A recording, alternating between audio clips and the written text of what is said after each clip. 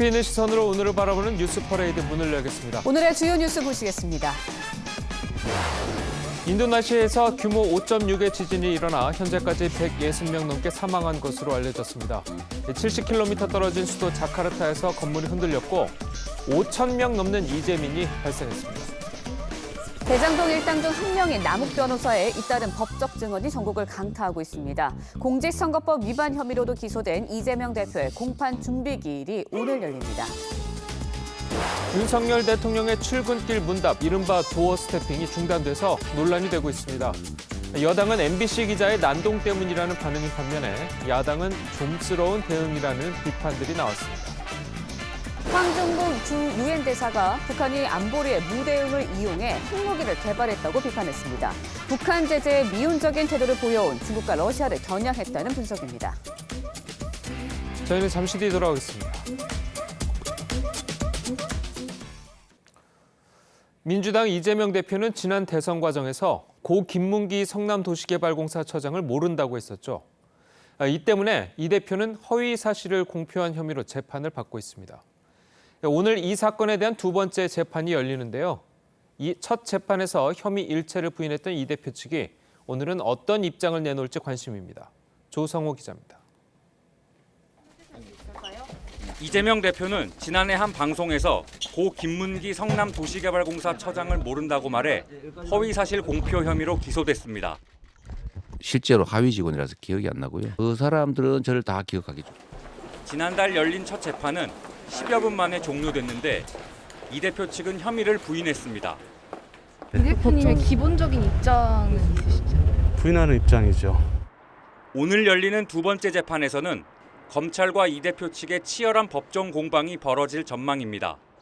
검찰은 이 대표와 김 처장이 해외 출장지에서 촬영한 사진과 함께 김 처장의 휴대전화 기록 등에서 두 사람이 오랜 기간 알고 지낸 증거를 확보해 혐의 입증을 자신하고 있습니다. 반면 이 대표 측은 지난 9월 검찰에 제출한 서면 답변서에서 방송 당시의 기억에 의존한 발언이었다는 취지의 주장을 했습니다. 앞으로는 재판에서 이 대표 발언의 허위성과 고의성 여부가 최대 쟁점이 될 전망입니다. TV조선 조성호입니다. 구속기간 만료로 석방된 남욱 변호사가 이 석방 후 첫 재판에서 작심하고 입을 열었습니다. 남 변호사는 천화동인 1호에 이재명 시장실 지분이 있다는 것을 2015년부터 알았다고 주장했는데요. 이재명 대표의 성남시장 재선 때는 당시 이 시장 측에 최소 4억 원이 전해졌다고도 밝혔습니다. 서영일 기자입니다. 구속기간 만료로 1년여 만에 석방된 남욱 변호사. 구치소를 나올 땐 굳게 입을 다물었지만 천화동인 1호 실소유주는 누굽니까? 석방 후 출석한 대장동 재판에선 작심하고 입을 열었습니다. 법정에서 소상히 말씀드리겠습니다. 남 변호사는 2015년부터 천화동인 1호 지분이 이재명 당시 성남시장 측 지분이란 걸 김만배 씨로부터 들어서 알고 있었다고 말했습니다. 2014년 지방선거 당시에는 성남시장 재선을 노리던 이 대표 측에 김만배 씨를 통해 4억 원 이상 전달했다고 주장했습니다. 그러면서 김 씨가 이 시장 재선 과정에 역할을 해 정 실장, 김 부원장과 친해져 의형제까지 맺었고 나중에 천화동인 1호 지분을 이 시장 측이 갖기로 합의하게 됐다고 덧붙였습니다. 시장 측으로는 정진상 실장과 김용 부원장을 구체적으로 지목했습니다. 남 씨는 이와 별개로 2018년 지방선거를 앞두고 김 씨가 정 실장에게 선거 비용을 줬다고 했습니다. 그동안 검찰 조사에서 관련 내용을 말하지 못한 이유는 대통령 선거도 있고 겁도 났기 때문이라고 털어놨습니다. TV조선 서영일입니다. 천화동인 1호는 1호라는 상징성 때문에 실소유주가 누구인지를 두고 의문이 이어졌죠. 처음에는 이재명 대표라는 의혹이 터져나왔고 검찰은 유동규 전 본부장이라고 잠전 결론을 내렸었는데 최근 관련 수사와 재판 과정에서 정진상, 김용이 지목된 데 이어 다시 화살표는 이 대표 쪽으로 향했습니다. 그간의 과정을 송민성 기자가 정리해봤습니다. 대장동 개발 사업에 참여한 천화동인 1호 법인의 서류상 소유주는 김만배 씨. 지난해 대장동 사건이 터지면서 실소유주는 이재명 당시 더불어민주당 대선 후보가 아니냐는 의혹이 불거졌습니다. 김 씨가 대장동 팀 정영학 회계사에게 천화동인 1호 절반은 그분 것이라고 말한 것으로 알려졌기 때문입니다. 하지만 김 씨는 천화동인 1호의 실소유주는 자신이라고 말했습니다. 천화동인 1호 실소유주 누굽니까? 그거는 바로 접니다. 당시 검찰도 실소유주 그분은 유동규 전 본부장으로 잠정 결론 내렸습니다. 하지만 김 씨가 유 전 본부장을 그분이라고 부르진 않는 사이로 드러나면서 다시 혼란에 빠졌습니다. 대선 이후 검찰이 다시 대대적인 대장동 수사에 나섰고 유 전 본부장은 최근 정진상 실장과 김용 부원장의 지분도 있다고 검찰에 진술했습니다. 그분 논란에 이 대표의 측근까지 가세한 셈인데 남욱 변호사가 이재명 시장실 지분이 있다고 말하면서 다시 화살표는 이 대표 쪽으로 방향을 틀었습니다. 하지만 25일 구속만기 출소하는 김 씨는 여전히 천화동인 1호가 자기 거란 입장입니다. TV조선 송민선입니다. 네, 검찰은 정진상 실장 압수수색 영장에서도 민주당 이재명 대표를 100번 넘게 언급했고 이 대표와 정 실장을 정치적 공동체로 규정했습니다. 또 대장동 사건을 지자체 권력을 사유화한 부정부패라고 강조했는데 검찰이 성남시 권력의 정점에 있었던 이 대표에 대한 수사 의지를 드러냈다는 분석입니다. 수사에서 주목되는 부분들 김보건 기자가 정리했습니다. 지난 18일 영장심사에서 8시간의 치열한 공방 끝에 정진상 실장을 구속시킨 검찰. 당시 검찰은 대장동 사건을 지방자치 권력을 사유화하고 이권에 개입해 사익을 추구한 전형적인 부패 사안이라고 강조한 것으로 전해졌습니다. 검찰 관계자는 정 실장 혐의의 중대성을 강조하는 과정에서 나온 표현이라고 했습니다. 이를 두고 검찰이 성남시 권력의 정점에 있었던 이재명 민주당 대표에 대한 직접 수사를 예고한 것이란 분석이 법조계 안팎에서 나옵니다. 앞서 검찰은 정 실장 압수수색 영장에서도 이 대표를 107번 언급했고 두 사람을 정치적 공동체로 규정하기도 했습니다. 검찰은 이 대표가 민간업자들이 대장동 사업에 참여할 수 있도록 관련 문서에 자필로 지시하고 초과이익 환수 조항을 두지 않은 이유 등에 주목합니다. 이 대표는 대장동을 공공개발하면서 공장지역 공원화와 연계하겠다고 했지만 이런 계획은 모두 대장동 팀의 로비 등으로 물거품이 됐습니다. 결국 성남시는 1,000억 원대 수익을 챙기는 데 그쳤지만 대장동 팀은 4천억 원이 넘는 배당금을 챙겼습니다. 이 대표가 이런 사업 진행 과정을 얼마나 알았고 또 관여했는지를 밝혀내는 것이 검찰 수사의 핵심이 될 전망입니다. TV조선 김보건입니다. 예, 전해드린 대로 남욱 변호사는 구속 만료로 출소하자마자 이재명 대표를 겨냥한 폭로를 이어갔습니다. 네, 남 변호사의 폭로가 이재명 대표 수사에 어떤 영향을 줄지 최진영 변호사, 장현주 변호사와 함께 자세히 짚어보도록 하겠습니다. 안녕하세요. 네, 안녕하세요. 반갑습니다. 자, 먼저 어제 대장동 재판에 출석한 남욱 변호사의 모습을 영상으로 보시겠습니다. 이재명 대표 경선 자금 왜 마련하셨나요? 천화동인 1호 실소유주 누군가요? 진술 태도 바꾸신 이유 법정에서 소상히 말씀드리겠습니다. 임용 정진상한테 돈 흘러간 거 김만배 씨한테 어떻게 들으신 거예요? 천화동인 1호가 이재명 시장 측이라는 것을 어떻게 구체적으로 듣게 되셨어요? 오늘 폭로하셨는데 심경 변화 왜 일으키셨나요? 자, 이 남욱 변호사가 이제 재판에 들어가는 과정 그리고 재판이 끝나고 나오는 과정을 이제 기자들과 이제 문답을 하는, 물론 뭐 답은 하지는 않았습니다만 어쨌든 뭐 재판 과정에서는 이제 적극적으로 본인의 이제 의견을 진술을 했었고, 네. 자, 그런데 이제 이 진술이 지난번에 이제 검찰 수사 과정에서 드러났던 것과 상당히 다른 내용이에요. 그럼 어떻게 보셨습니까? 그렇습니다. 남욱 변호사는 변호사입니다. 네. 그러다 보니까 본인의 어떤 방어권을 최대한 행사를 하려고 하는데 그럼에도 불구하고 법정에서 위증에 대한 벌을 고집받고 그에 네. 대해서 처벌을 감수하고 과연 위증을 할 것인가, 이 부분이 그 가장 핵심 아니겠습니까? 네. 그렇기 때문에 법정 밖에서의 어떤 진술과 선서하고 증인으로서 증언하는 것은 그 무게가 굉장히 크게 차이가 나는 것입니다. 예. 결국 특히 이번 같은 경우에는 이것이 사실이다 할 경우에는 이재명 민주당 대표가 뇌물죄 또는 이게 특정 범죄 가중처벌법상의 그 배임죄로 해가지고 아주 엄한 처벌을 받을 수가 있습니다. 특히 그 특가법상 뇌물로 1억 이상이면은 무기 또는 10년 이상의 징역, 또 특경가법상 배임 같은 경우에 수수 요구 약속하는 게 50억 이상이면은 무기 또는 5년 이상의 유기징역에 처하는데요. 실제로 아시다시피 그 박근혜 전 대통령 같은 경우에도 이제 뭐 K스포츠재단이라든가 이런 데 제3자 뇌물 혐의로 해서 종합적으로 25년형을 받았던 것이 제가 기억이 나는 것처럼 이번 사건이 사실이라고 할 경우에는 이재명 대표에 대해서 형사처벌이 1, 2년으로 끝나는 것이 아닌 그런 부분이어서 이재명 대표의 이 정치적 미래와 직접적인 관련이 있다 보니까 이 부분을 본인이 위증을 했다라는 거 생각하기는 쉽지 않은 것이라서 그 파장이 굉장히 큰 것 같습니다. 남욱 변호사 어제 재판장에서 굉장히 직접적으로 구체적으로 폭로를 한 셈인데 어떻게 들으셨나요? 이제 말씀 주신 것처럼 천화동인 1호의 지분이 결국에는 이재명 대표 측 것이다라고 얘기를 한 것으로서 그동안 얘기가 나왔던 그 천화동인 1호의 지분이 그분 것이다. 그분이 이재명 대표가 아니냐와 관련된 진술이기 때문에 굉장히 파장이 컸습니다.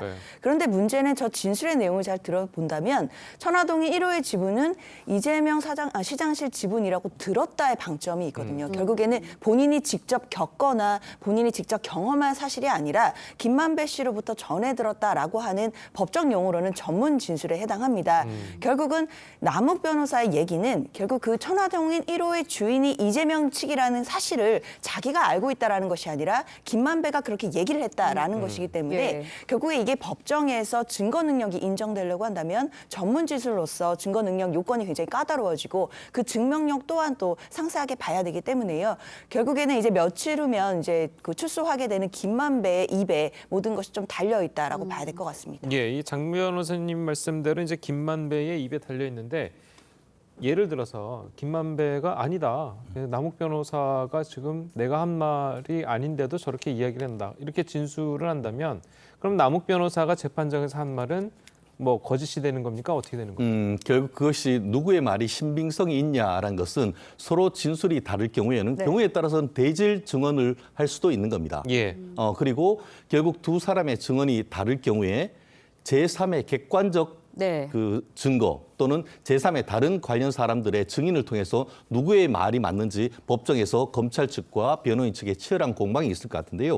지금 이 부분과 관련해서 그 남욱 변호사가 단순히 이와 같은 그 지분이 시장실에 있었다는 것을 넘어서 자신의 어떤 그 증언의 신빙성을 높이는 얘기도 했던 것 같습니다. 무슨 말씀이냐면은 처음에는 그렇게 해가지고 본인이 이제 이 사업에 대한 그 주도권을 가지고 있다가 나중에 지금 이 천화동인 1호라든가 이런 거에 대한 지분이 시장실 쪽으로 넘어간 다음에는 이 사업에 관한 주도권이 사실 유동규라든가 아니면 정진상, 김용 이쪽으로 넘어가가지고 본인은 끌려다니는 식으로 얘기했다라고 해서 단순히 본인의 어떤 그 얘기를 김만배로부터 들었다는 것을 넘어서 실질적으로 본인이 이 대장동 사업에서 사실상 주변부의 조력으로 전락했다라는 그런 취지까지 지금 얘기했기 때문에 상당히 신빙성이 있는 것이고 나아가서 유동규 지금 그 전 본부장 같은 경우에도 지금 법정에서 그 나와서 거의 그 남욱 변호사와 일치하는 증언을 했다는 점에서 그리고 나아가서 정영학 녹취록이라는 것이 또 객관적으로 있고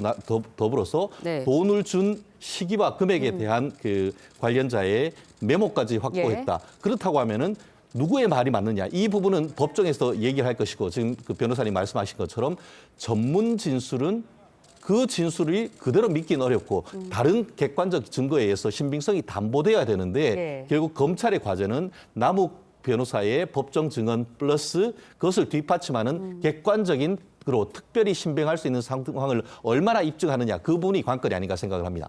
남욱 변호사 지난 2014년 지방선거 당시에 이재명 대표 측에 4억 원 이상을 건넸다라고 주장을 하기도 했습니다.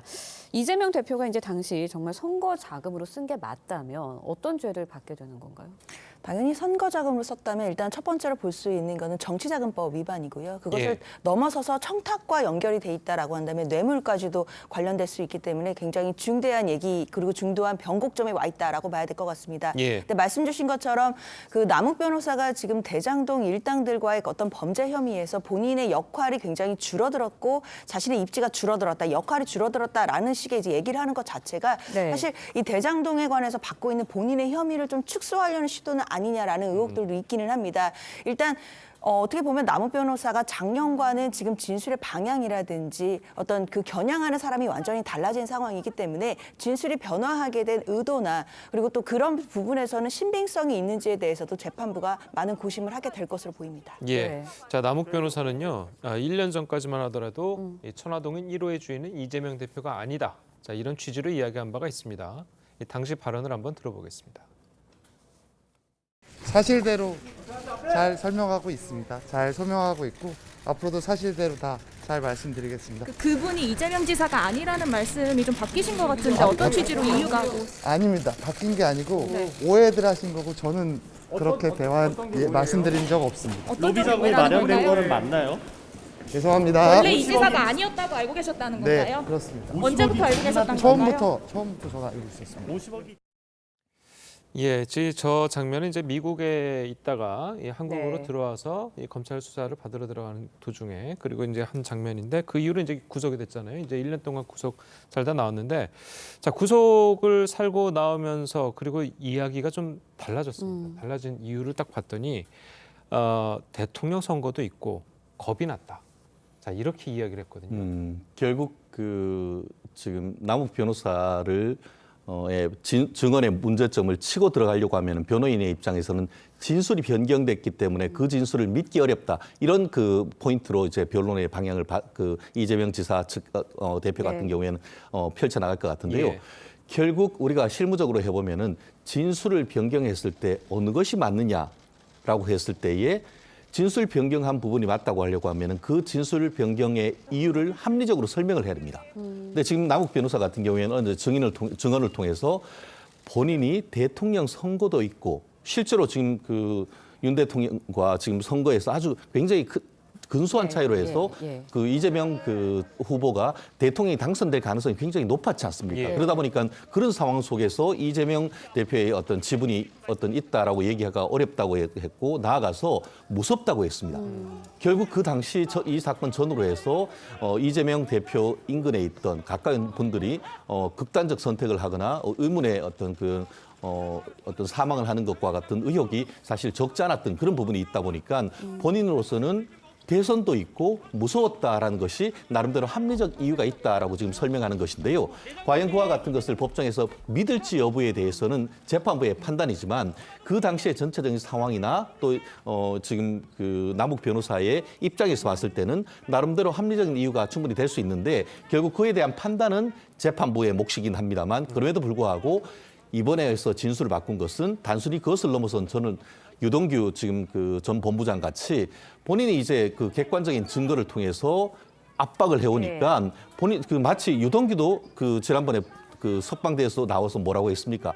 본인이 검찰의 수사력에 대해서 이렇게 검찰의 수사력이 뛰어난 줄은 본인도 깜짝 놀랐다는 취지로 얘기를 했습니다. 한마디로 본인이 아무리 부인하고 있지만 객관적 증거와 다른 증거를 들이밀었을 때에 기존의 진술을 바꿀 수밖에 없었다라는 그런 맥락으로 지금 읽히는 것 같습니다. 네, 진술이 바뀌게 된 부분에 대해서 남욱 변호사 겁이 났다라고 이야기를 하기도 했지만 말씀하신 것처럼 일각에서는 유동규 전 본부장의 그 폭로가 좀 상당히 영향을 미치지 않았을까라는 해석도 있습니다. 어떻게 보십니까? 그렇습니다. 일단 대통령 선거 관련해서 겁이 났었다라는 부분을 얘기를 했는데요. 그거 사실 뒤집어 본다면 남욱 변호사는 어떤 정치적인 상황이나 본인의 처한 어떤 환경에 따라 진술을 바꿀 수도 있다라는 것을 전제하는 얘기이기 때문에 앞으로 재판 과정에서 신빙성을 얼마나 믿어줄지 모르겠습니다. 결국에는 작년에는 대선 과정이었기 때문에 말을 못했다라고 한다면 지금은 대통령이 윤석열 대통령으로 당선이 되었고 이재명 대표는 낙선을 하였기 때문에 또 진술을 바뀐 것은 아니냐라는 의문을 제기할 수 있기 때문일 텐데요. 또 그럼에도 또 진술을 하게 되는 그 계기에는 유동규 전 본부장의 폭로가 어떤 분위기상 영향이 분명히 있을 것으로 보입니다. 일단 남욱 변호사 같은 경우에는 돈을 만들어주는 역할을 한 것으로 보이고 유동규 전 본부장의 진술에 의하면 본인이 전달을 했다라고 얘기를 하는 것이거든요. 그럼 결국 김용 부원장, 정진상 실장을 연결해주는 고리가 유동규 전 본부장인 것이고 남욱 변호사는 자신은 유동규 전 본부장의 요구를 받고 그 요구에 응해서 수동적으로 돈을 만들어줬다라는 차원으로 본인의 역할을 좀 축소하고 있는 것으로 보입니다. 물론 그 과정에서 본인 또한 정치 자금을 만들 만들고 전달한 공범이 되었기 때문에 좀 자백성 진술도 분명히 있지만 그 자백성 진술의 이면에는 본인의 책임을 축소하는 내용들도 분명히 있기 때문에 앞으로 재판 과정에서 남욱 변호사의 진술 그리고 앞으로 계속 언론을 통해 나올 얘기들을 더 귀 기울여 보긴 해야겠습니다. 알겠습니다. 네. 자, 그런데 문제는 이 남욱 변호사의 진술이 바뀐 거 말이에요. 이 진술을 보면은 예전 진술은 이제 검찰 조사 과정에서 나왔던 얘기고 지금 바뀐 진술은 이제 법정에서 한 진술이란 말이에요. 그럼 두 진술의 무게가 상당히 다르지 않습니까? 그렇습니다.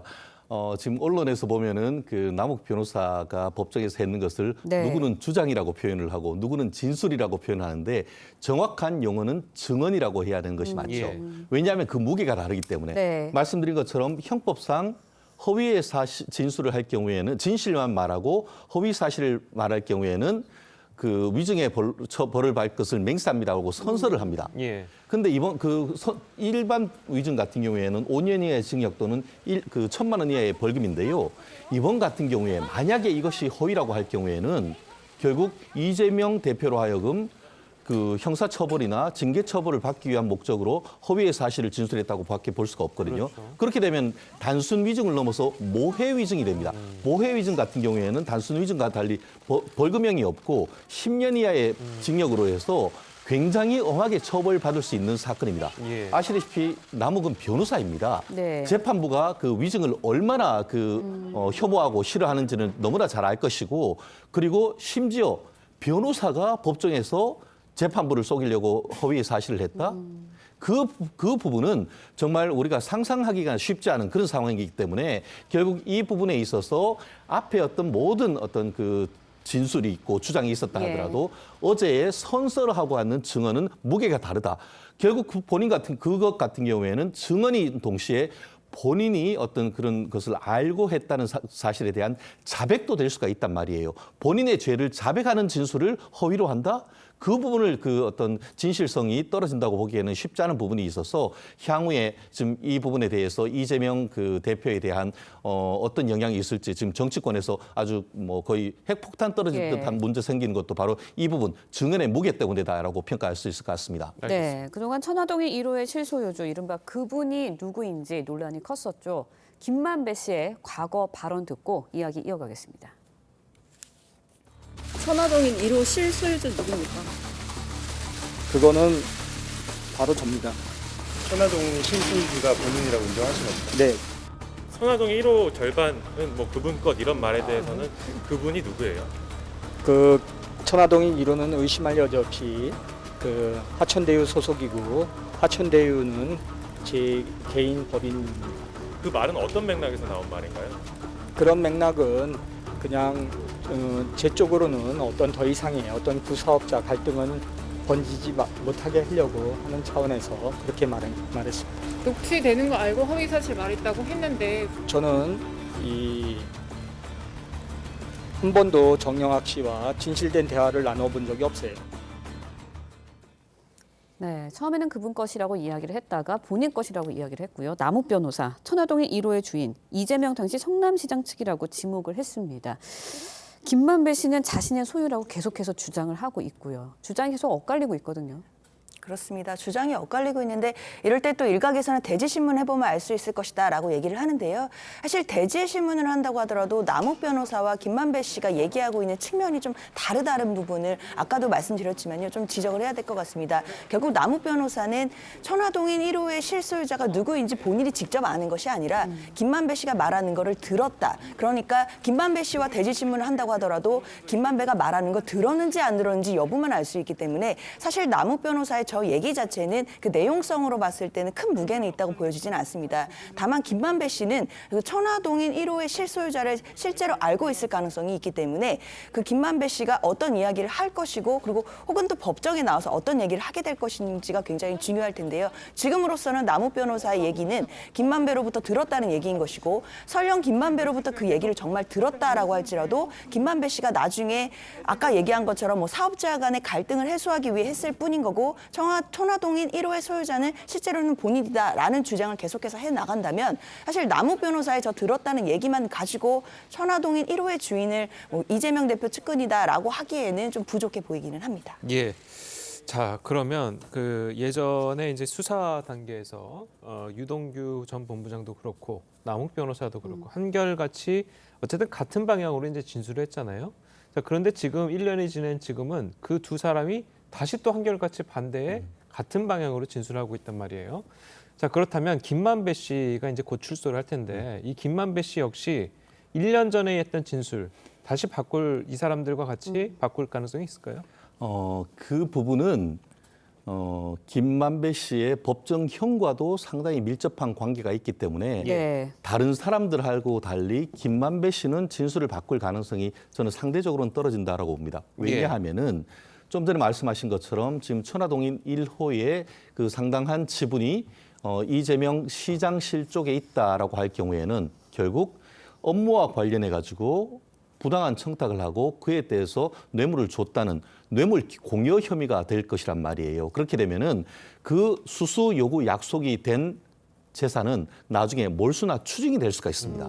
그렇다 보니까 뭐 남욱 변호사야 어쨌든 가운데에 있는 그 김만배 씨한테 알아가지고 해라고 했기 때문에 다른 피해가 있을 가능성이 떨어지지만 김만배 씨 같은 경우에는 만약 그것을 내가 그만큼 지분 줄 테니까 이 사업을 해다오라고 그런 서로 교섭을 했다라고 한다고 하면은 그 자기가 가진 이 지분 모두를 뇌물죄로 해서 말수 추징될 수 있는 그런 위험이 있다 보니까 그렇기 때문에 기존에는 정영학 녹취록에는 700억이 저쪽 지분이다라고 얘기를 했다가 지금으로서는 본인의 죄와 관련되는 부분이기 때문에 만약에 내가 이거를 그 지분을 줬다라고 할 경우에는 뇌물 공여 혐의에 대한 자백이나 마찬가지입니다. 그러다 보니까 이 부분을 딱 잡아낼 가능성이 높습니다. 그렇기 때문에 검찰로서는 어떤 식으로 해서 이 그 김만배 씨로부터 자백을 받아낼 수 있을지 이 부분이 앞으로의 어떤 중요한 관건이 될 것이고 그 부분에 대해서 자백을 받아낸다고 하면은 바로 그 칼날은 정진상 김용을 넘어서 이재명 지금 대표에게 갈 수 있는 아주 중요한 길목이라서 과연 김만배 그 기자의 전 기자의 그 증언이 어떻게 바뀔지 저 또한 상당히 큰 관심입니다. 네, 검찰이 이제 앞서서 정진상 실장 영장 심사에서 대장동 사건은 이제 지자체 권력을 사유한 부정부패라고 강조한 것으로 전해졌습니다. 검찰이 이재명 대표를 향한 수사를 뭐 예고한 것이다 이런 해석도 나오고 있는데 이재명 대표에 대한 직접 수사에 나서게 된다면 어떤 부분을 좀 중점적으로 짚게 될까요? 네, 말씀하신 것처럼 뭐 그런 얘기도 있었지만 일단 정진상 실장에 대한 영장 내용에 보면 정치 공동체라는 말이 나옵니다. 결국 김용 부원장, 정진상 실장, 이재명 대표를 정치 공동체로 묶었다라는 것 자체가 이 사건의 본질을 이재명 대표를 향한 것이다라고 보고 있다라는 것으로 볼 수밖에 없습니다. 특히나 이제 정치 공동체라는 말이 좀 생소할 수 있는데 결국에는 크게 본다면 넓은 의미에서 공범을 의미한다라고 볼 수 있기 때문일 텐데요. 결국은 검찰은 정진상 실장과 김용 부원장에서 나아가서 이재명 대표가 이 사건을 알고 있었고 또 그 돈이 본인을 위해 쓰였고 그리고 그 돈이 그렇게 쓰여가는 과정에 대해서 용인했다는 것까지도 입증을 해야 되기 때문에 사실 재판 과정이 굉장히 어려워질 것으로 보이긴 하는데요. 다만 이제 앞으로 이재명 대표에 대한 수사는 당연히 이제 정진상 실장을 구속했기 때문에 최장 20일을 구속해서 수사를 할 수 있습니다. 그리고 20일 내에는 구속해서 기소를 해야 되기 때문에 12월 중으로 정진상 실장에 대한 기소가 마무리되고 나면 그 후에는 아마 이재명 대표에 대해서 소환 조사를 분명히 요청할 것으로 보입니다. 그러면 12월에 이재명 대표에 대해서 소환을 요청하면 당연히 이제 이재명 대표 측에서는 일정 조정이라든지 여러 가지 상황에 따라 12월에 갈 수 있을지 아니면 그 이후에 갈 수 있을지 일정은 정하게 될 텐데요. 일단 그것은 그 후로 미룬다고 하더라도 일단 검찰에서 이재명 대표에 대해서 소환 요청을 할 것은 너무나 명확해 보이긴 합니다. 예, 알겠습니다. 자, 오늘 두 분 말씀은 여기까지 듣겠습니다. 잘 들었습니다. 고맙습니다. 네, 민주당 이재명 대표는 자신의 최측근인 정진상 대표실 정무조정실장과 김용 민주연구원 부원장의 구속에 대해서 위기 극복에 써야 할 국력을 야당 파기에 허비하고 있어서 안타깝다고 했습니다. 하지만 당내에서는 이 대표의 최측근이 줄줄이 구속된 만큼 적어도 이 대표가 유감 표명은 해야 한다는 지적도 나오고 있습니다. 정민진 기자의 보도입니다. 자신의 최측근인 정진상 실장 구속 후 공식 석상에 처음 나온 이재명 대표는 정치 탄압 주장을 되풀이했습니다. 국가 역량을 야당 파괴에 허비하고 있어서 안타깝습니다. 당 지도부도 불법 정치자금 수수 혐의를 받는 김용 부원장과 정진상 실장에 대한 징계에 선을 그으면서 두 사람 모두 당직을 유지하고 있습니다. 네, 아직까지 좀 당무기가 열리지 않고 있는 이유가 있을까요? 나중에 또 때 되면 필요하면 여는 거죠. 네. 하지만 당내에선 부정부패 기소 시 당직 정지를 명시한 당헌 80조를 적용해야 한다는 요구가 나왔습니다. 당헌 80조 적용 문제에 대해서 논의를 좀 해야 될 때가 된 거 아니냐 이런 생각입니다. 이 대표의 유감 표명을 촉구하는 목소리도 나왔습니다. 어느 정도 소명이 됐다는 얘기? 최측근 인사가 연이어 이렇게 구속이 되면은 최소한의 유감 표시 정도. 당내 한 중진 의원은 이 대표 본인이 기소돼도 당대표를 포기하지 않을 것 같다며 유감 표명조차 안 하면 문제는 더욱 커질 것이라고 했습니다. TV조선 정민진입니다. 윤석열 대통령이 도어 스태핑, 출근길 약식 회견을 중단했습니다. 지난주 도어 스태핑을 마치고 돌아서는 윤 대통령에게 MBC 기자가 무엇이 악의적이냐며 목소리를 높이고 대통령실 비서관과 고성으로 설전까지 벌이는 소동이 빚어지자 이런 결정을 내린 겁니다. 대통령실은 근본적인 재발 방지 방안이 마련되면 재개를 검토하겠다는 입장입니다. 홍현주 기자입니다. 윤석열 대통령 출근 직전인 오전 8시 54분, 대통령실 대변인실은 도어 스태핑을 중단하기로 결정했다고 공지했습니다. 취임 이튿날인 지난 5월 11일 처음 시작한 이래 처음으로 출퇴근하시는 대통령이신데 좀 소감이 어떠신가요? 글쎄 뭐 특별한 소감 없습니다. 일해야죠. 특별한 사유를 제외하곤 61차례에 걸쳐 진행했던 대통령의 출근길 즉석 문답이 전격 중단된 겁니다. 대통령실은 최근 발생한 불미스러운 사태와 관련해 근본적 재발 방지 방안 마련 없이는 지속할 수 없다고 판단했다는 입장을 냈는데 고성을 지르는 등 불미스러운 일로 인해 본래 취지를 살리기 어려워졌다는 판단이 들었습니다. 지난주 도어 스태핑 때 윤 대통령이 MBC의 보도를 비판한 직후 MBC 기자가 윤 대통령에게 고성으로 질문하고 MBC가 뭘 악의적으로 했다는 거죠? 뭐가 악의적이에요? 뒤이어 이기정 홍보기획 비서관과 설전을 벌인 것을 문제 삼은 겁니다. 대통령실은 더 나은 방식으로 발전시킬 수 있다는 확신이 서면 재개를 검토하겠다는 입장입니다. 대통령실은 MBC 해당 기자의 등록 취소와 출입 정지, 교체 요청 등을 검토 중입니다. 출입기자단 관리와 도어 스태핑을 담당하는 대외협력 비서관은 이번 사태에 책임을 지고 사임했습니다. 한편 도어 스태핑을 하던 청사 1층 로비 안에서 출입문 방향을 볼 수 없도록 가벽이 설치됐는데 대통령실은 보안상의 문제로 오래전부터 검토돼 온 사안이라며 도어 스태핑 중단과는 무관하다고 했습니다. TV조선 홍현주입니다. 윤석열 대통령의 도어 스태핑 중단을 놓고 정치권도 충돌했습니다.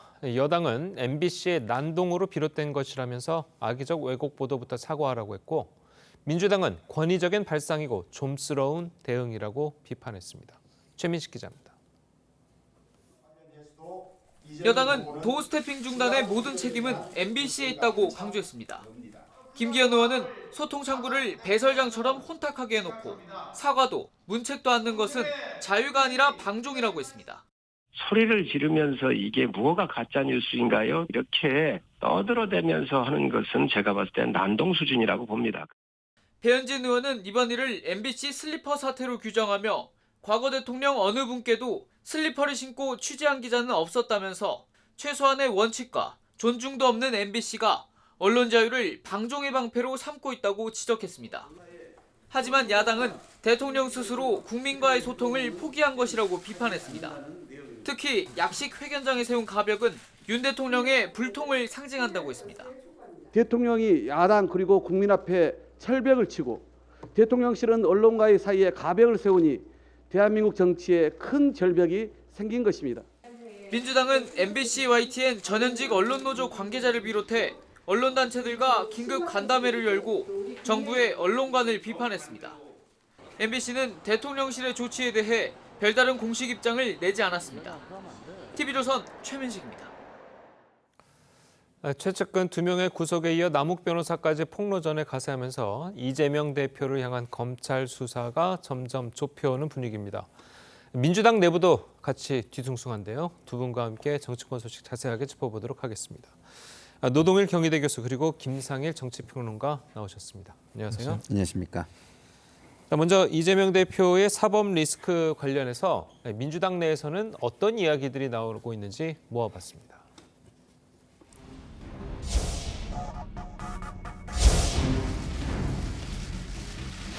민생과 경제는 백척간두의 위기인데 정부의 인식과 대응은 천하태평처럼 보입니다.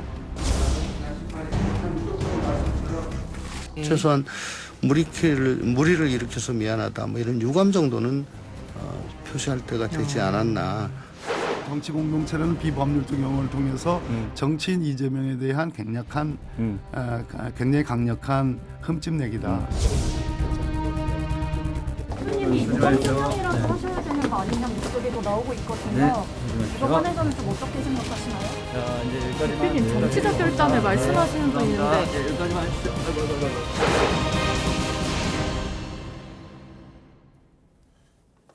예, 보신 것처럼 이재명 대표는 민생에 집중하고 있지만 비명계 중심으로 이제는 이재명 대표가 직접 입장을 밝혀야 한다는 취지의 목소리가 나오고 있습니다. 자, 당내에서도 이제 엇갈린 이야기가 나오고 있는데 어떻습니까? 예, 그렇습니다. 지금 뭐 당직이나 이 건과 관련해서 역할을 맡고 계신 분들은 좀 강하게 그 반발을 하는 목소리를 내고 계시고요. 예. 일반 어떤 국회의원들은 좀 숨죽여서 상황의 전개를 지금 보고 있는 것 같습니다. 그리고 일부에 좀 약간 소신을 조금 내비치는 분들도 계시고요. 자, 지금 전체적으로는 다 좀 안개 속에 좀 이제 갇혀 있는 기분인 것 같아요. 예. 전체가. 그래서 이 방향을 좀 잘 파악해야 되는데 하고서 좀 유심히 이 지금 상황의 전개를 지켜보는 것 같고요.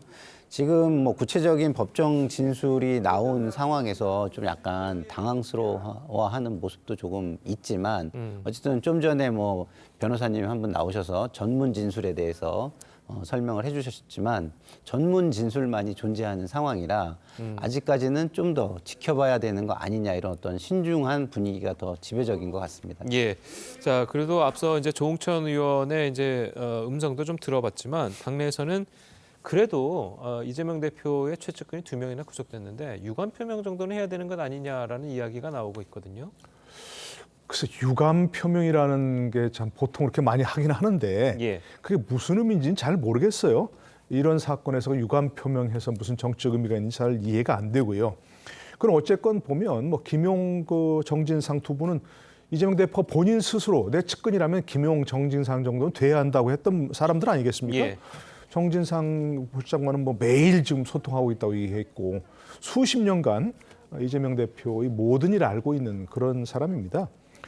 그냥 검찰 조작, 검찰 독재로 이렇게 넘어갈 수는 없죠. 왜냐하면 검찰이 아무리 조작하고 싶어도 영장은 법원에서 발부하는 거 아닙니까? 구속영장은. 그만큼 혐의가 소명됐다는 그런 얘기니까요. 이에 대해서는 그 혐의를 인정하는 건지 아니면 정말로 검찰 독재라고 생각하는 건지 뭔가 입장을 표명해야 할 분명히 좀 계기가 됐다는 생각이 들고요. 불리하면 입을 닫아버리고 아무 얘기하지 않는 기자들이 아무리 질문해도 얘기하지 않는 그런 행보로는 대통령의 좀 소통 부족 이런 얘기할 수 있는 그런 입장이 아닌 거라고 생각합니다. 예, 알겠습니다. 자, 그리고 민주당 내에서는요, 이 구속된 정진상 대표 정무조정실장과 김용 부원장의 당직자로서의 직무를 정지시켜야 한다. 자, 이런 목소리도 나왔는데요. 자, 지도부는 선을 긋는 분위기입니다. 직접 들어보겠습니다. 재판에 붙여지게 되었다라고 할 경우에 당직자의 당무를 이제 중지시킬 수 있도록 그 당무위원회에서라도 이제 판단할 수 있도록 하는 그런 그 절차예요. 지금 김용 부원장과 관련된 기소가 됐으니까요. 당원 80조 적용 문제에 대해서 논의를 좀 해야 될 때가 된 거 아니냐. 김용 부원장 기소 관련해 가지고요. 지금 열흘 넘게 지났잖아요. 근데 아직까지 좀 당무위가 열리지 않고 있는 이유가 있을까요? 당무회요? 예. 그건 나중에 또 때 되면 필요하면 여는 거죠. 예, 예. 근데 당원 80조에는 기소되면 당직 정지한다 이런 조항이 있잖아요. 아직 관련 게 계속 같이 연장돼서 같이 되고 있으니까 나중에 추후에 종합적으로 검토할 거예요. 예, 이 조정식 사무총장 같은 경우에는 이 당원 80조 이게 기자가 당원 네. 80조에 기소하면 당직을 정지하지 않느냐 이런 질문을 했는데 네. 아직 관련된 게 연장돼서 같이 되고 있으니까 자, 이런 발언을 했단 말이에요. 자, 이게 어떤 의미를 갖고 있는 겁니까? 그러니까 당원 80조에 1항하고 3항이 있어요. 1항은 예. 뭐냐면 말씀하신 대로 뇌물과 불법 정치자금 수수 등의 부정부패와 관련된 법 위반 혐의로 기소된 각급의 당직자는 예. 직무를 정지하고 윤리심판원에 조사를 요청하게 됩니다. 예. 물론 할 수 있다지만 이거는 뭐 해야 되는 것이죠. 그러면 이것이 이렇게 된다고 해서 바로 모두가 이제 정지가 되는 것이냐 그런 건 아니고 3항에 보면 이럼에도 불구하고 정치 탄압 등의 부당한 이유가 있다고 인정되는 경우에는 당무위원회 의결을 거쳐서 달리 결정을 할 수가 있다 이렇게 예. 되어 있습니다. 그러니까 지금 이게 하나의 절차이니까 기소가 된 상황에서는 이 절차는 진행을 하는 게 저는 맞다고 보고요. 예. 이 당직자들의 그 당직이 멈춰야 되느냐는 그 이후에 결정되는 것이지 지금 멈춰야 한다 말아야 된다 이거를 이야기하는 것은 아닌 것 같고요. 예. 박용진 의원도 저는 그렇게 생각합니다. 그렇지만 좀 전에 말씀드렸지만 이런 절차가 있기 때문에 절차는 밟아야죠. 기소가 된 것이고 기소가 됐으니까 뭐 정지를 위해서 윤리위원회에 조사를 요청하는 것까지는 일단 해야 되고요. 그게 끝나면 윤리위의 어떤 조사를 근거로 당무위원회에서 이것을 정지할 것인지 아니면 달리 결정할 것인지 이거는 진행을 하는 것이 맞다고 보여집니다. 예, 알겠습니다. 자, 그리고 이제 여당에서는 지도자다운 결단을 촉구한다. 이재명 대표를 향해서 공세 수위를 높이고 있습니다. 자, 만약에 이제 이 대표에 대한 직접 조사가 시작된다면 이 여당의 공격 그리고 야당 내부에서의 이제 반발도 상당히 더 커질 것 같아요. 네, 뭐 여당에서 이제 뭐 지도자다운 결단 이러면 빨리 뭐 사퇴하는 게 좋겠다 이런 얘기 아니겠습니까? 예. 근데 그건 뭐 여당에서 특별히 뭐 이재명 대표의 그런 결단을 기대하고 하는 얘기는 아니고 이른바 정치 공세겠죠. 그런 쪽에서 이재명 대표를 비판하려고 하는 그런 정치 공세인데 사실은 이런 그림이야말로 이재명 대표가 그리던 그림 아니겠습니까? 본인이 좀 무리하다는 비판을 받아가면서도 보궐선거 출마해서 의원직을 획득하고 그리고 대표 출마해서 대표가 되고 그래서 바로 이제 민주당이 총력전을 펴면서 이재명 대표를 옹호해 주길 바란 그런 그림 아니겠습니까? 그런데 이재명 대표가 지금 사퇴할 이유가 없는 것이고요. 뭐 본인 입장에서 그렇다는 얘기입니다. 예. 그리고 또 뭐 김용, 정진상 이런 분들도 민주당에 당직을 부여한 거 아니겠습니까? 자신의 측근인데 개인적인 측근인데 그것이 바로 이제 민주당에 대한 탄압이다. 이렇게 하도록 하려고 하는 뭐 그런 그림 아니겠습니까? 현재로서는 뭐 그런 쪽의 비판은 결국 뭐 정치적 공세라고 봐야 되겠죠. 예, 알겠습니다. 자, 다음 이야기도 해보도록 하겠습니다. 용산 시대의 상징과도 같았던 윤석열 대통령의 도어 스태핑이 6개월 만에 잠정적으로 중단됐습니다. 영상 먼저 보시겠습니다.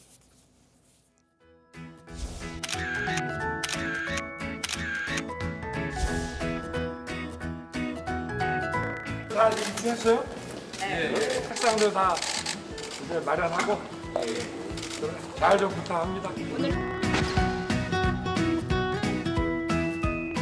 이 정도로 도어 스태핑 하시는 건 좀 어떠세요?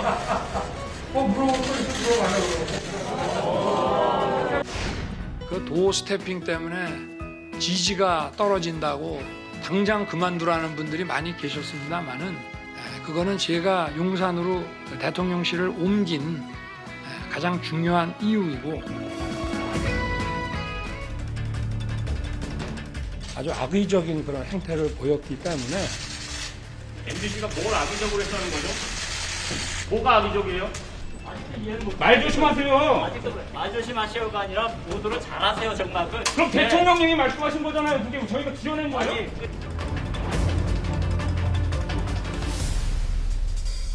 이렇게 떠들어대면서 하는 것은 제가 봤을 때 난동 수준이라고 봅니다. 그런 언론과의 사이에 가벽을 세우니 대한민국 정치에 큰 절벽이 생긴 것입니다.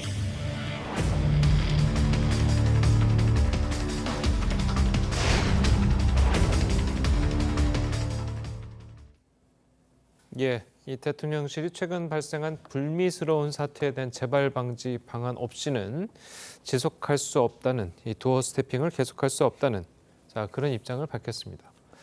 저희가 이제 영상을 통해서 이제 뭐 잠깐 보여드렸지만 이 MBC 기자와 네. 그리고 그 비서관과의 네. 그 언쟁이 좀 있었고 네. 윤석열 대통령이 도어 스태핑을 끝나고 뒤돌아서 가는 와중에 뒤에서 이제 네. 소리치면서 이제 질문을 하는 그런 네. 장면을 저희가 이제 보여드렸는데, 네. 자, 이 대통령실의 결정이 맞다고 보십니까? 저는 좀 과하다고 생각을 해요. 기분이 나쁠 수 있고 그 MBC 저 기자분의 어떤 행동도 취재 기자로서는 좀 약간 과도한 부분이 있죠. 왜냐하면 거기에서 취재를 해야지 개인의 이익을 위해서 대변을 하거나 옹호하기 위해서 하거나 자기 조직의 어떤 이익이나 이해관계를 대변하거나 항변하기 위해서 그 자리에 계신 건 아니잖아요. 그런 측면에서 좀 과도한 부분이 있다고 생각하지만 그렇다고 하더라도 이거는 MBC와의 문제를 해결해야 하는 것이지 기자들 전체에 대해서 어떤 제도의 변경을 하는 것은 맞지 않다고 봅니다. 우리가 전쟁을 할 때도 어디를 공격하면 민간인의 피해가 있으면 그 공격을 굉장히 자제하잖아요. 그거는 이제 부수 피해가 있기 때문에 우리가 이제 소위 말해서 컬레트럴이라고 하는 건데 그것이 있기 때문에 그런 건데 지금 이걸 하면은 이 부수적 피해를 보는 사람들이 있어요. 다른 언론사의 기자분들이 이거에 의한 부수적인 피해가 있는데 그것이 MBC 하나로 인해서 촉발된 것 치고는 너무나 그 부수 피해가 상대적으로 너무 큰 것이고요. 국민과의 소통, 원래 이 도어 스태핑의 취지죠. 그리고 국민의 알 권리를 증진시켜준다는 것. 이런 어떤 본래의 취지가 훼손된다는 큰 피해, 이런 것들이 있는데 이런 거를 MBC와의 저런 갈등 때문에 한다? 너무 과도해 보인다는 생각이 들고요. 예. 대통령께서 저렇게 도어 스태핑을 한 것은 제가 볼 때는 지금 윤석열 대통령의 가장 큰 업적 중에 하나입니다. 저렇게 큰 가장 업적 중에 하나를 잘 해서 국민한테 평가를 받고 진짜 역사적인 결정을 한 대통령으로서 남고 어떤 후대에도 이런 것들이 이어지게 만드는 대통령이 되셨으면 좋겠습니다. 알겠습니다. 자, 저희가 이제 방금 이제 말씀 중에 계속해서 이제 영상을 통해서 이 당시의 상황을 보여드렸었는데 그 MBC 기자와 비서관이 이제 그 엘리베이터 앞까지 가서도 이제 계속해서 이제 언쟁을 벌이는 모습 저희가 이제 자료 화면을 통해서 잠깐 보여드리긴 했었었는데요. 자, 여당은 이게 MBC가 이런 것을 이제 제공했다는 입장이고 야당은 좀스럽다. 자, 이런 표현을 했습니다. MBC 기자가 원인을 제공한 건 맞죠. 그리고 지난번 뉴욕 순방에서 있었던 그런 자막 조작 사건, 이것도 분명히 문제가 있는 것이고요. 좀 전에 얘기하신 대로 저렇게 하는 것은 기자는 질문하는 사람인데 저렇게 쫓아가면 소리 지르고 대통령이 뒤통수에 대고 이렇게 하는 것은 전 글쎄 기자라고 볼 수가 없죠. 정말 그건 불량배의 행패라고밖에 볼 수 없는 그런 상황인데, 그러니까 MBC가 분명히 잘못한 건 맞다고 생각이 됩니다. 그러면 그에 대해서는 MBC에 대해서 조치를 해야 하잖아요. 저렇게 하고 MBC에 대한 문제가 있다 얘기하면서 도어 스태핑을 중단하겠다 얘기하는 것은 원인과 결과가 맞지 않는 거예요. 우리 흔히 속된 말로 얘기하잖아요. 종로에서 뺨 맞고 한강에 가서 화풀이 한다고 하는 그런 식이 될 수밖에 없는 것이거든요. 그러니까 MBC에 대해서 예를 들어서 대통령 출입 정지 또는 이 등록 취소 이런 거 할 수 있습니다. 대통령실 권한입니다. 그거는. 또 대통령실에서 기자실을 꼭 제공해야 되는 게 아니니까 그런 특혜를 베푸는 거에 대해서 정지하겠다 할 수 있단 말입니다. 그렇게 하라는 거예요. 뉴욕 그 문제에서 자막 문제가 있다 그러면 청정보도 청구하고 반론보도 청구하고 여러 번 얘기했습니다. 저는 그렇게 정확하게 대비해야지 이걸 대처해야지 이거를 예를 들어서 도어 스태핑을 중단한다? 그러면 MBC가 그걸 통렬하게 생각하겠습니까? 그러니까 MBC에 대해서 조치를 하라 그런 얘기고요. 이걸 도어 스태핑을 중단하는 건 다른 문제니까 조금 이것은 아까 김선일 평론가가 얘기한 것처럼 무슨 과한 조치라기보다는 전혀 원인과 결과가 맞지 않는 조치라는 생각입니다. 그러니까 예를 들어서 아마도 이게 이제 그 MBC에 대한 조치를 하려면 대통령실 출입 기자단에서 그거를 동의하는 그런 부분이 있어야 되는데 지금 MBC 대통령실 출입 기자단에서 MBC에 대해서 아무런 조치를 하지 않겠다 이렇게 한 것 같아요. 그러면 기자단에서 그렇게 동의하지 않았으니까 우리 나름대로 조치를 취하겠다 이렇게 해서 MBC가 문제를 일으켰으면 MBC에 대해서만 조치를 해야지 이런 것은 좀 과한 것도 분명히 있고 또 한 가지는 이건 다른 언론들을 전부 적으로 돌려버리는 현명한 조치가 아니라고 생각이 됩니다. 그러니까 조금 더 다시 생각하고 혹시 이런 문제 제기할 때는 그냥 뭐 MBC에 대해서 아무런 조치를 취하지 않고서 제기할 수는 없는 거 아니겠습니까? 그러니까 MBC에 대해서 정확한 어떤 조치를 하고 할 수 있는 조치를 하고 그다음에 재개하는 게 좋겠다. 재개할 때는 지금과 똑같은 이런 방식이 아니라 매일 하는 것이 아니고 예를 들어서 일주일이면 일주일. 그래서 기자실 브리핑룸에 가서 정확한 그런 회견을 해야지 이렇게 들어가는 길에 이렇게 하는 것은 별로 바람직한 건 아니다. 다시 한번 생각해 봤으면 좋겠다는 생각입니다. 예. 자, 이런 가운데요. 민주당에서는 도어 스태핑 중단의 배경으로 윤 대통령의 멘토 의혹이 불거진 천공 스승, 이 천공 스승을 언급하는 이 목소리도 나왔습니다. 자, 그 내용을 직접 한번 들어보겠습니다. 천공 스승이 도어 스태핑하면 안 된다는 방송이 방영되자 가림막 설치에 도어 스태핑 중단까지 갈수록 가관입니다. 온갖 궤변과 회귀한 논리를 동원해 언론 탓, 야당 탓, 전 정부 탓을 하며 대통령 지키기에 급급한 국민의힘에 묻습니다. 천공이 시켰습니까? 천공이 함부로 조문하면 안 된다고 이야기하지 않았습니까? 그래서 결국에는 조문이 취소된 거 아니겠습니까? 이런 것을 국정조사를 해야 되는 것이죠. 예, 뭐 이 도어 스태핑 중단을 놓고 이제 또 무속 논란까지 이렇게 등장한 것을 좀 어떻게 봐야 될까요? 글쎄요, 뭐 저는 저런 거는 좀 과도한 정치 공세라고 봐요. 왜냐하면 저 입증할 수가 없잖아요. 사실은 모든 것들을 이야기할 때는 입증 책임이라는 게 존재하는데 말한 사람에게 예. 그럼 저걸 그럼 입증할 수 있냐는 거예요. 그냥 단순하게 뭐 이런 게 있었으니까 거기 갖다 붙이는 거잖아요. 그런 거는 상대방을 존중하지 않는 것이기 때문에 결국에는 싸우자고 드는 것뿐이 안 될 거예요, 결과는. 그래서 저는 저런 거는 좀 과도하고 국민들도 그 정도는 좀 판단한다. 저거는 부정한 이미지를 그냥 만들기 위한 것이다라고 국민은 판단할 거라고 보고요. 이렇게 하는 건 저는 정도는 아니라고 봅니다. 그렇지만 어쨌든 간에 좀 전에 그 도어 스태핑을 중단을 하거나 이런 거 부분에 대해서는 저는 좀 과도하기 때문에 이런 논란이 또 만들어지는 것도 있거든요. 그래서 대통령실이 좀 유능하게 모든 일에 접근을 했으면 좋겠어요. 예를 들어서 대통령이 기자분들이 질문한다고 모두 다 즉답을 해야 되는 건 아니잖아요.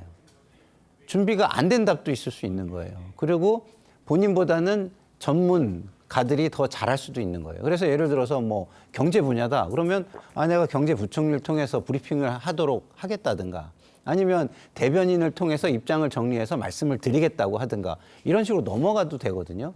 근데 모든 걸 본인이 답을 하시려고 하다 보니까 문제가 많이 일어나는 거 아닌가. 그렇기 때문에 뭐 저는 이런 기습 질문, 도어 스태핑의 원래 뜻이 또 준비되지 않은 질문을 즉석에서 받는다는 의미가 있거든요. 대통령이 준비 안 된 질문하는 게 더 문제가 될 수 있잖아요. 그렇기 때문에 그런 거는 좀 다음으로 미루시고 본인의 메시지에 좀 충실하게 도어 스태핑을 진행을 한다면 이런 좋은 어떤 제도를 만드신 게 이어져 갈 수 있지 않을까 이런 생각이 듭니다. 알겠습니다. 자, 그래도 이 여당도 그렇고 이제 지지자들 사이에서는 뭐 다시 또 이렇게 무속 논란을 도어 스태핑에까지 이제 이어붙이느냐, 자 이런 비판도 있거든요. 아무런 근거도 없고 그것을 뭐 입증할 수도 없는 저급하고 저질적인 그런 얘기죠, 사실은. 그러니까 좀 정치에서도 아까 말씀드린 대로 대통령실도 정확하게 MBC가 잘못했으면 MBC에 대해서 책임을 묻든지 이 민주당도 뭔가 무슨 의혹을 제기하거나 비판할 때 정확한 근거가 있는 걸 가지고 다른 사람들이 들어도 아무런 이해관계가 없는 사람들이 들어도 고개를 끄덕일 만한 그런 얘기를 해야지 이렇게 그냥 뭐 저급하고 저질적인 그런 근거 없는 얘기로 하는 것은 결국 정치를 희화화하고 정치에 대한 어떤 혐오감만 주는 그런 비판이라고 생각합니다. 알겠습니다. 자, 오늘 두 분 말씀은 여기까지 듣겠습니다. 잘 들었습니다. 고맙습니다.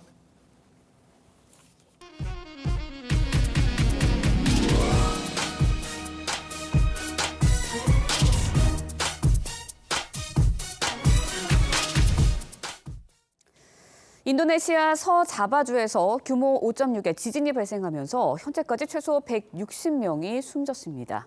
지진 발생 지역에서 70km 떨어져 있는 수도 자카르타의 건물도 흔들렸습니다. 한송원 기자의 보도입니다. 사이렌을 울리며 구급차가 긴급 출동하고 부상자들은 거리에서 치료를 받습니다. 지진으로 집을 잃은 사람들은 공터에 망연자실한 표정으로 모여 있습니다. 인도네시아 자바섬 치안주르 지역에서 규모 5.6의 지진이 발생한 건 현지 시간 어제 오후 1시 20분쯤. 여진이 25차례 이어지면서 적어도 160명이 숨지고 수백 명의 사람들이 다쳤습니다. 산사태가 발생했고 병원과 학교 등 수십 채의 건물이 피해를 입어 사상자는 더 늘어날 가능성이 큽니다.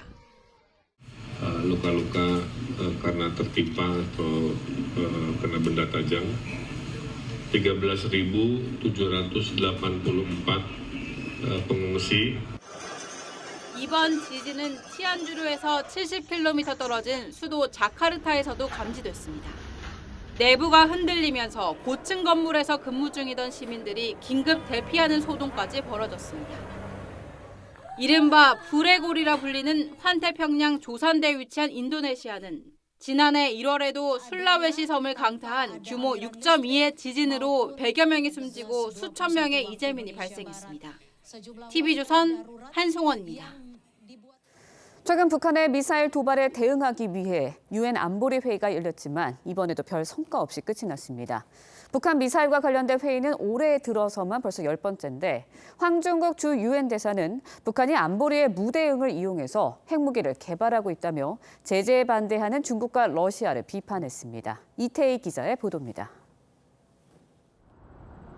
유엔 안전보장이사회가 북한의 대륙간 탄도미사일 도발과 관련 공개 회의를 열었지만 별다른 성과 없이 종료됐습니다.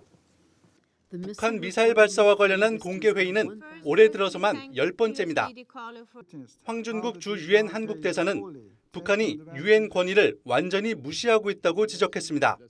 We have witnessed how the DPRK is fully taking advantage of the Council's inaction and divisions to build up its nuclear arsenal. 북한 제재에 반대해온 중국과 러시아를 비판한 건데 미국도 같은 목소리를 냈습니다. But the DPRK continues to not respond and instead chooses to continue its reckless behavior. 하지만 중국과 러시아는 미국의 책임을 돌렸습니다. 한미 연합 군사훈련 때문에 북한이 거듭 미사일 발사를 한다는 겁니다. 采取切实措施，发挥积极作用，全力推动政治解决问题。 한미일 등 14개국은 별도로 공동 성명을 발표했고 미국은 중국과 러시아의 태도를 고려해 결의안 대신 수위를 낮춘 의장 성명을 추진하겠다고 해 향후 채택 가능성이 주목됩니다. TV조선 이태희입니다.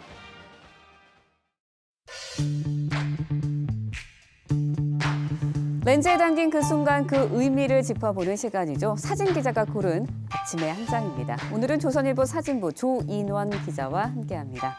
안녕하세요. 안녕하세요. 네, 오늘 아침에 볼 사진 어떤 건가요? 네, 엊그제 개막한 카타르 월드컵 개막전 경기를 보는 관중들의 모습입니다. 경기에 몰입해서 보는 관중들의 표정에서 시비가 엇갈립니다. 오늘은 월드컵이 시작된 카타르에서 본 뜨거운 거리 응원의 열기를 보여드리겠습니다. 사진 함께 보겠습니다. 카타르 수도 도하의 알비다 공원에는 대형 전광판으로 경기가 생중계되면서 많은 시민들이 볼 수 있습니다. 이곳 거리 응원에서는 자신이 응원하는 나라의 유니폼을 입고 자유롭게 경기를 관람하고 있습니다. 이곳에서는 월드컵 기간 동안 특별히 허용된 맥주를 마시며 관람하는 것도 가능합니다. 브라질 선수단이 묵고 있는 도하 웨스틴 호텔 앞에는 브라질 응원단의 익살스러운 표정으로 춤을 춥니다. 경기가 끝나면 알비다 공원 피파 구역에는 하늘에서 불꽃놀이가 다시 시작되고 다시 축제의 시간으로 돌아갑니다. 네, 이번 월드컵 보면서 거리 응원 기대하시는 분들도 있을 것 같은데요. 붉은 한마의 거리 응원 볼 수 있을까요? 네, 대한축구협회는 지난 이태원 참사를 고려해서 이번 월드컵 때 거리 응원을 하지 않겠다고 밝혔습니다. 하지만 붉은 악마가 서울시의 광화문 광장 사용 허가를 신청해놓고 승인을 기다리는 상태입니다. 사실 카타르 월드컵은 많은 면에서 2002년 한일 월드컵을 벤치마킹했다고 알려졌는데요. 거리 응원도 그 중에 하나입니다. 네, 카타르 월드컵의 열기가 중동의 더위도 잊게 해주는 것 같습니다. 지금까지 조인원 기자와 함께한 아침의 한 장이었습니다. 네, 첫눈이 내린다는 절기 소설인 오늘 눈 대신 전국에 비 소식이 들어있습니다. 아침부터 오전 사이 동해안과 제주부터 비가 시작돼 오후에는 전국으로 확대가 되겠는데요. 특히 밤부터 내일 아침까지 동해안을 중심으로 강하고 요란한 비가 집중할 것으로 보여 주의하시는 것이 좋겠습니다.